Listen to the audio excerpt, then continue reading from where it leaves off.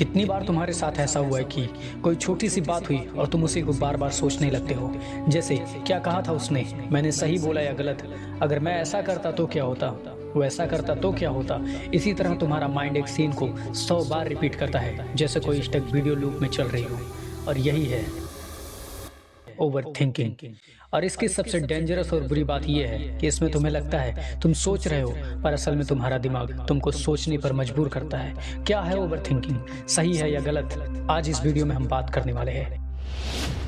Over thinking का मतलब सिर्फ ज़्यादा सोचना नहीं होता, बल्कि यह एक मेंटल लूप है जहां तुम्हारा ब्रेन किसी प्रॉब्लम का सॉल्यूशन नहीं, सिर्फ कंट्रोल ढूंढता है। इसमें तुम फ्यूचर के लिए वरी करते हो, मतलब अपने फ्यूचर के बारे में सोचते हो, अपने फ्यूचर के बारे में चिंता करते हो, परेशान होते हो, जैसे कल क्या होगा, अगर गलत हो गया तो लोग क्या कहेंगे। और पास्ट के लिए रिपीट करते हो, तुम सोचते हो मुझे ये नहीं करना चाहिए था, मैंने ऐसा क्यों किया। और फ्यूचर पास्ट के बारे में परेशान होकर सोचकर तुम्हारा प्रेजेंट भी खराब हो जाता है। तुम्हारा प्रेजेंट तुम इग्नोर कर देते हो और खुश रहने के बजाय परेशान रहते हो। तुम्हारा ब्रेन एक सुपर कंप्यूटर है जिसमें 2 मेजर पार्ट्स काम करते हैं। पहला है एमिगडाला और दूसरा प्रीफ्रंटल कॉर्टेक्स। सबसे पहले हम समझते हैं एमिगडाला, ये तुम्हारे इमोशंस और फियर को कंट्रोल करता है। दूसरा प्रीफ्रंटल कॉर्टेक्स, ये तुम्हारे रैशनल सोचने और डिसीजन लेने में तुम्हारी मदद करता है। बट जब कोई सिचुएशन स्ट्रेस क्रिएट करती है तो एमिगडाला एक्टिवेट हो जाता है और डेंजर सिग्नल भेजने लगता है, फिर चाहे रियल डेंजर हो या बस इमेजिनेशन का। फिर तुम्हारा प्रीफ्रंटल कॉर्टेक्स उस फियर को काम करने की कोशिश करता है और यही टग ऑफ वार होता है जिसे हम कहते हैं ओवर थिंकिंग। इसको और भी आसान तरीके से समझाने के लिए मैं तुम्हें एक एग्जांपल देता हूँ, जिसके बाद तुम्हें और भी अच्छे से समझ आएगा। मान लो तुम्हारे फ्रेंड लिस्ट या तुम्हारे किसी जान पहचान वाले से तुम्हें एक मैसेज मिलता है जिसमें लिखा है वी नीड टू टॉक, हमें बात करने की ज़रूरत है। बस अब क्या, जैसे ही तुम इस मैसेज को देखते हो तुम्हारा ब्रेन एक्टिवेट हो जाता है और तुम सोचने लगते हो कहीं मैंने उसे कुछ गलत तो नहीं कहा, कहीं वो मुझसे नाराज़ तो नहीं है, जबकि अभी तक ऐसा कुछ भी नहीं हुआ। पर तुम्हारा ब्रेन पुराने एक्सपीरियंसेस से स्टोरीज बनाना शुरू कर देता है और यही होता है सबकॉन्शियस इमेजिनेशन, जिसमें तुम्हें लगता है तुम फ्यूचर प्रेडिक्ट कर रहे हो, पर तुम बस अपने पास्ट को रिपीट कर रहे हो और कुछ नहीं। ओवरथिंकिंग एक एडिक्शन जैसी चीज़ होती है। जब तुम सोचना शुरू करते हो तुम्हें लगता है तुम कुछ कंट्रोल कर रहे हो, लेकिन हर बार जब तुम सोचते हो तब तुम्हारा ब्रेन डोपामिन रिलीज करता है, जिससे तुम्हें कुछ समय के लिए रिलीफ मिलता है और फिर तुम वही लूप रिपीट करते हो। इस लूप को समझने के लिए तुम समझ सकते हो जैसे कोई एक लड़का बार बार फोन चेक करता है बिना किसी रीजन के, वैसे ही तुम्हारा माइंड भी थॉट्स रिफ्रेश करता है बिना किसी सॉल्यूशन के।